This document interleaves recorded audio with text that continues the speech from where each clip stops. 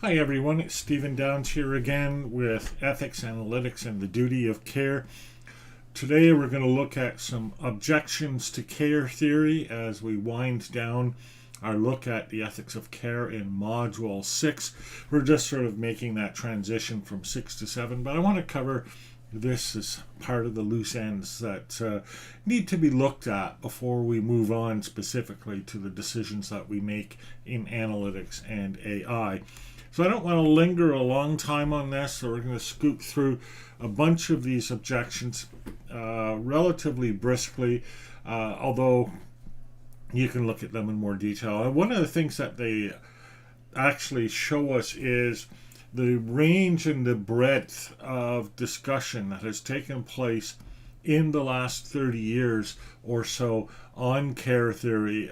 There's been, this burst of creativity in the literature as this new approach has unfolded. And I think it comes out hand in hand with a lot of other moves in philosophy and in ethics generally, and not just there, but also in our understanding of cognition and social development. So I think all of this comes together, and it's all part and parcel of the same kind of movement that's happening in philosophy, happening in society.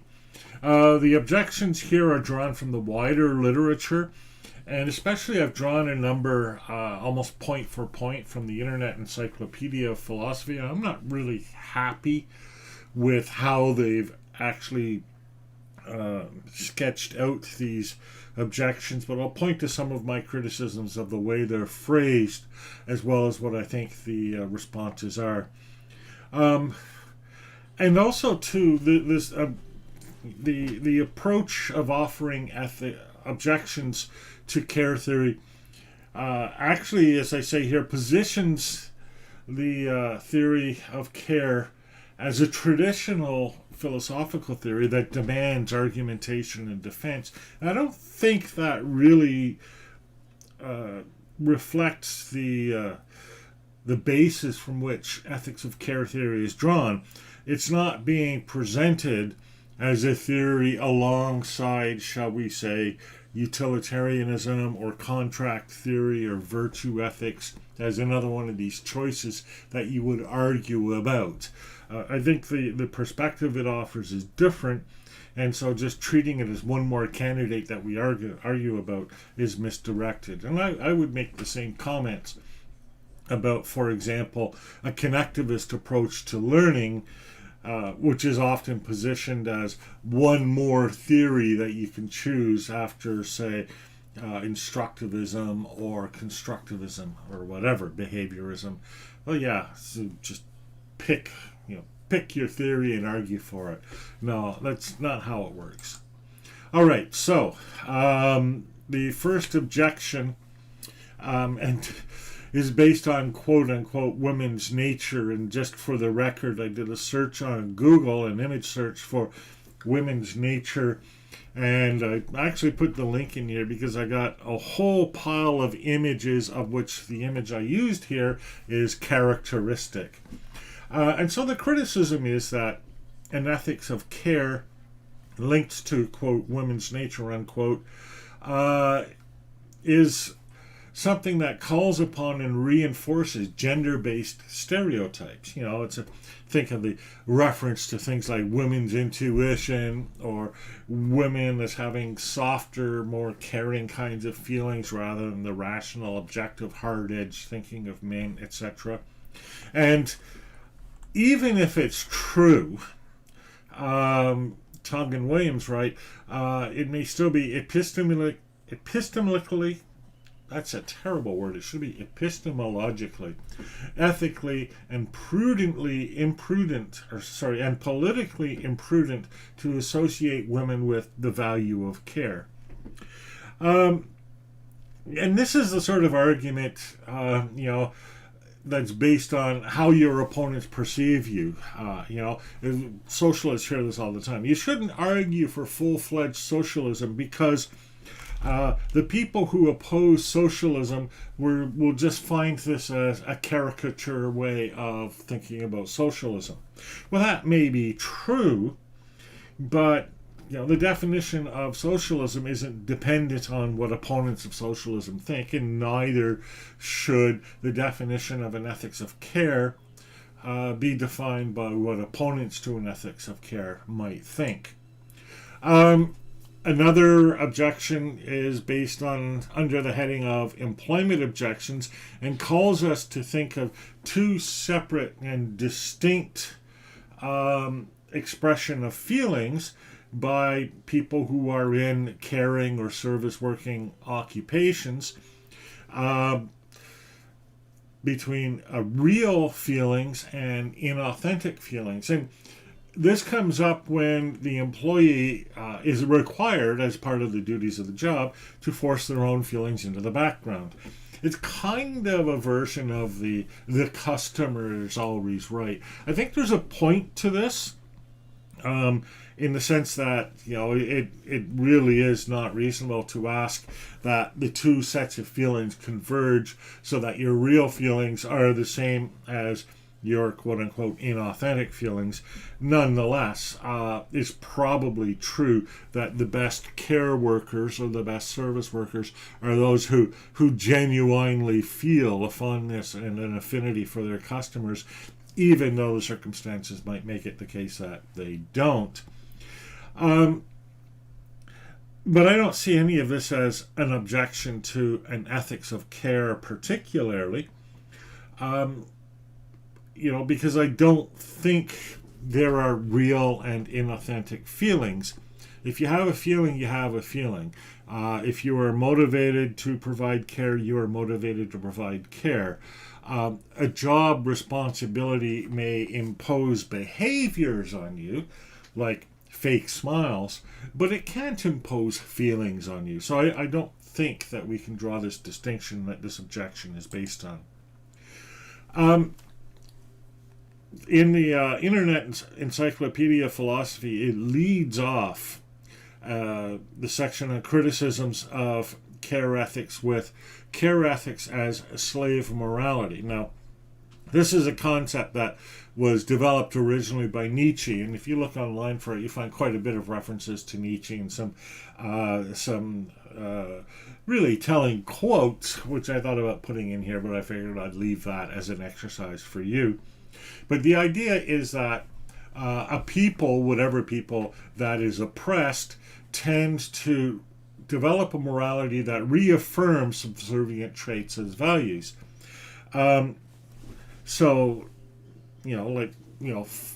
Getting along, not disturbing authority, not rocking the boat, all of which could be examples of slave morality. And what happens is that the generalization is extended to the effect that any, I won't say virtue, but any practice or any property of the slave owner or the oppressor is interpreted as something negative. So if your oppressor thinks in a logical, rational way, then because they're your oppressor, thinking in a logical, rational way must be wrong. And so we get care ethics. Care ethics then on these grounds are criticized as a type of slave morality, valorizing the oppression of women, taking the oppression of women as a given and then looking at, okay, what ways of working, what ways of thinking do women actually have given that they're oppressed, and then advancing those to a higher moral status. Except I don't think it does that. It certainly raises the opinions and the perceptions and the expressions of feeling and the expressed needs of people who are oppressed, and for very good reason. But it doesn't, through that process, assume that a certain set of ethics that characterize the oppressed people's ethics is then a kind of ethics that apply to everyone, simply because it doesn't take any set of ethics as a set of ethics that applies to everyone. The ethics of the situation is in the situation, And so there's no such thing as a slave ethic that is applied on a wider scale here. Carol Gilligan in particular has been criticized for basing her conclusions on faulty studies, and especially on studies of students who study at elite universities, and especially from a Western US-based perspective. I think that's fair in that those are criticisms of the studies. It doesn't follow, though, that those are criticisms of the theory. She could be right even though her empirical data was flawed. And I think the proliferation of work that's followed since Carol Gilligan, or maybe more accurately, before, after, during, and around Carol Gilligan, is evidence of that. So, sure, we can allow that those particular studies are flawed, or at the very least far too narrow, like, by the way, most of the rest of cognitive psychology. But that doesn't mean that the theory is false. It doesn't offer an argument against the theory. This is one I've seen a lot, as I mentioned on the outset, for connectivism, the not a theory objection. And the way this is typically phrased is that your theory, in this case care ethics, is already covered by this, that, or some other aspect of some previous theory. So, like, your theory talks about autonomy, equality, and justice. Well, autonomy, equality, and justice were already covered by Kant, so your theory isn't really a new theory. But or here, John Paley writing Kant's writings provide the care ethicists with everything they require. Except that Kant's ethics is based on a universality principle, as we saw, and an ethics of care very much isn't.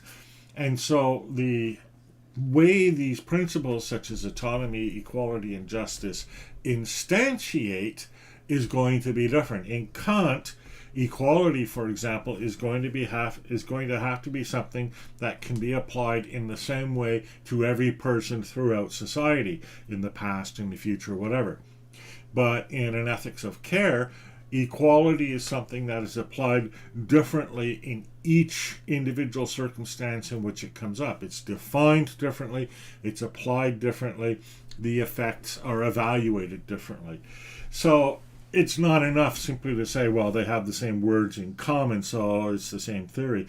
I think that the ethics of care is very distinct from Kantian ethics, and for that matter, from social contract or utilitarian ethics as well. It's also not a theory in the sense that theories, properly so called, are supposed to provide broad, sweeping generalization that explain wide swaths of natural phenomena. And that's not how care ethics works.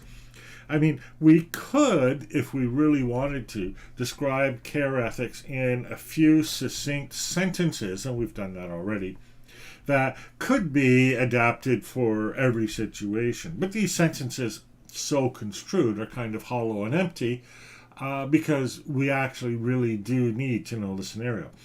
But that's also true of these other theories and why there's a problem with them. Complex phenomena like ethics or human society or the weather aren't easily and flawlessly described by natural law the way simple things are, like rockets, like computer science, like algebra. And so, we shouldn't make the mistake of conflating between the two. Care ethics is also described as parochial, which is to say it applies to one specific group and not to a wider group. Now, how this happens, or how this is instantiated, is different depending on which theorist you're talking about. But for example, Neil Nodding says that caregivers have their primary obligations to proximate others, that is to say people who are in the immediate environment, over distant others. So your obligation to provide care is most strong regarding the person in the room you're with, and least strong regarding a person who's on the other side of the planet, which is a matter of practical reality. You can do a lot more for the person who's right there in front of you. But critics worry, and I'm quoting here, that this stance privileges elite caregivers by excusing them from attending to significant differences in international standards of living and their causes. And would be true if all of care ethics happens in that specific room where there's a caregiver and there's a care receiver. But that's not what care ethics covers. It does take a broader view. We did look at how care ethics can be applied on a community and on a global basis, and the impact on community, and more importantly, the impact of community on the caregiver are very important. And so as a result, it's simply not true that caregivers providing care to elite clients are are freed from or given a pass on their wider obligations simply because of the proximity principle. I think that would have been clear in the outline that I provided, but I wanted to mention that here as well. Care ethics as essentialist. So the criticism here is that care ethics appeals to a, quote, essential nature of woman. And you get that anytime you say something like, all women are such and such. For example, if you said, all women are natural caregivers, then you're speaking about something that is always present and unchangingly present in all women. Now, I don't think care ethics does that. I do think that those sorts of remarks are made, but I don't see those as defining the extent and scope of care ethics. Now, quite fairly, someone might criticize me of minimizing the impact of feminism and the nature of women in my account of care ethics. And I possibly stand guilty of that. I'm not sure. I don't think so. I've tried not to. I've tried to very much reflect the roots in feminism for care ethics, and to be clear about the fact that there are some aspects of care ethics that I can't speak to from experience, partially because I'm not a woman, and partially because I haven't been working in a lot of these care environments. And I think if I had an extended stay in a hospital even, my understanding and perhaps attitude toward care might change. Who knows? But I do what I can with the experience that I have. But I think that there is a good understanding of the fact that women differ from each other in many ways. Certainly, we've discussed the ways that the context and circumstances in which women find themselves will differ from one person to the next, because we said explicitly, my capacity to care depends in part on how society interacts with me or how society cares for me. I would argue that while there may be an essential nature of woman at at a DNA level or something like that, the differences between individual women are sweeping and profound. The differences not just physically, but in their experience, their upbringing, their background, their education, etc. And I don't think anyone in care ethics would deny that. If they did, then they would be subject to this objection, and quite rightly. But I don't think they actually do. Care ethics is also argued to be ambiguous, and this is kind of like, this is almost circular. Let me quote this. Because it eschews abstract principles and decisional procedures, care ethics is often accused of being unduly ambiguous and for failing to offer concrete guidance for ethical action. And my reaction to that is, well, yeah, I could be precise but wrong. But if my effort is to be imprecise but right, arguing that I'm imprecise as a criticism ignores the fact that I would be precise but wrong. You see what I mean? There are reasons why it eschews abstract principles, and those reasons are not offset by the precision or concrete guidance it could provide from one circumstance to the next, to the next, to the next. And, you know, it's funny. Held, is it Elizabeth Held, I think?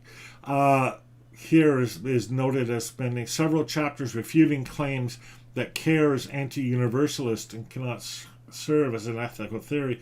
Here, I think she's accepting the objection and saying, no, we are really universalist. And I think that would be a mistake.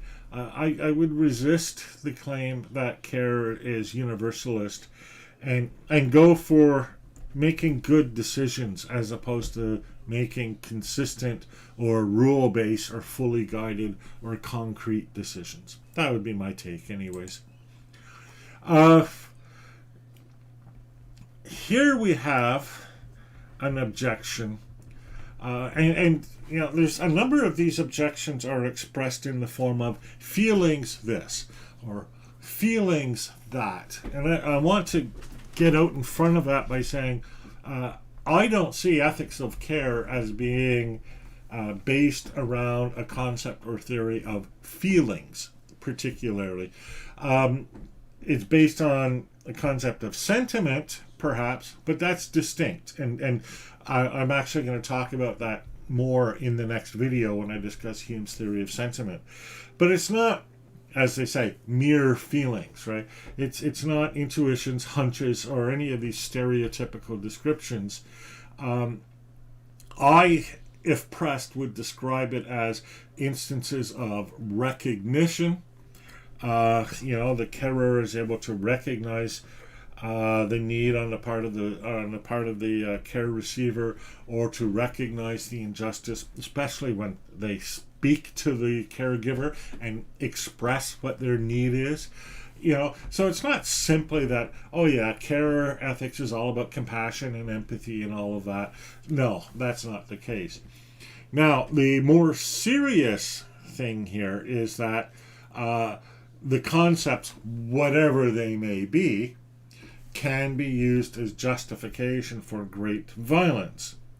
That's a concern. I haven't seen any example of great violence being caused because someone cared too much.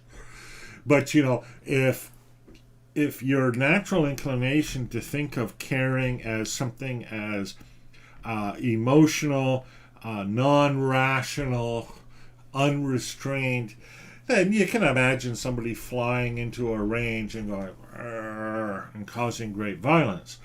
But that wouldn't be consistent with what my understanding of an ethics of care is, because if the person is inclined to commit violence, then whoever they're committing violence against automatically becomes a care receiver. Not a very good care receiver. It's not the kind of relationship you want with them. But, their relation with that person now has to be considered. And their impact on that person has to be considered. It's not simply that you are outraged by the fact that someone was mistreated and therefore go into this murderous rage.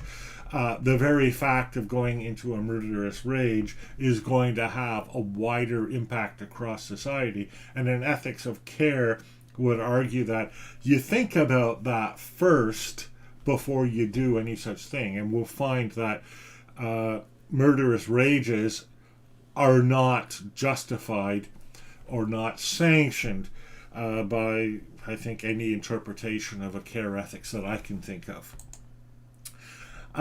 Finally, my own criticism of the ethics of care, and I've alluded to this before, is that it's a view from above. That is to say that the ethics of care is described predominantly from the position of the caregiver. I haven't seen this objection in the literature, although it would not surprise me at all if it is there. Um, I mean, why would I think that after 30 years, I've come up with a completely unique theory or a completely unique objection to the ethics of care? That would be ridiculous.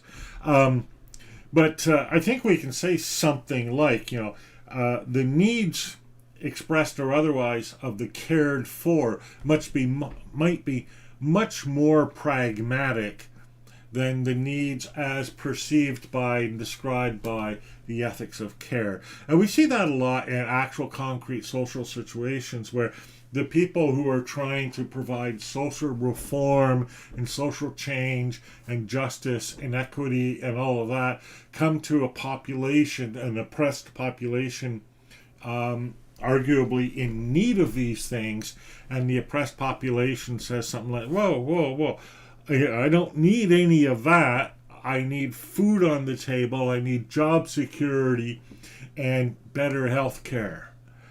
And you see the dissonance between the caregiver and the care receiver, and the ethics of care, as I've been reading it, always seems to be from the perspective of the caregiver. Now, that might be me misinterpreting it, and if so, put me down then as just the same as all the rest of those objections, and I'm perfectly fine to be found to have been saying that. The other thing here is, it doesn't seem reasonable to require the cared for to, well, I've written here, stimulate urgency or motivation in the caregiver. I mean, yes, it's important for there to be a relationship in order for the caregiver to actually understand or assess what the care receiver's need is. But you can't put a whole lot of onus on the care receiver to be able to articulate that. And you have to be careful about that. It's more like, if they say something, you really need to listen to it. But don't expect that they're going to be able to or going to be in a position to express all of the needs that they actually have. Now, we need to be careful here, because now if I start imposing my view of what their needs are, even though they haven't expressed them, that can be very patronizing, and again, coming from this view from above. So we want to be careful about that. But at the same time, we have to take into account the actual real position of the people who are receiving care, and what their perception of the issues are, what their perception of the potential redress is, and begin from that perspective before we start trying to put anything on them, and especially before we start putting an onus on them. I'll give you a really concrete example of this from my own life. And that's the case of Indigenous land claims in Canada. Now, one of, if not the most urgent requirements of reconciliation in Canada for our treatment of Indigenous peoples and the process of colonization can be expressed with the principle land back. It was their land, give it back. In the words of Midnight Oil, right? How can we sleep when our beds are burning? It belongs to them. Let's give it back. So I'm not sure what that means. I don't think they want my house. I'm pretty sure they don't. If they do, then we probably have a problem. But I don't think they do. But I'm not clear on what they mean by land back. Now, First Nations, Indigenous peoples own the land kind of the way the government of Canada owns the land, right? My house is part of Canada. I pay taxes based on laws and principles from the provincial and federal governments. I'm subject to easements. I'm subject to expropriation, etc. Right? So it might be my land, But contrary to what some of the sovereign individualists think, my ownership of this land is not independent of the country in which it sits. Now, if land back simply means transferring ownership of that kind of ownership from Canada to Indigenous nations, that makes a bit more sense to me. But now I have a problem of having lived in a democracy, and now I live in something that is not a democracy. And I don't think that's what they're asking for either. But maybe they're asking for all or some of Crown lands. Maybe they're asking for all or some of the royalties from resources on the lands, etc. I could go on, right? But let's not. The point here is, it's not up to the Indigenous people to explain this to me.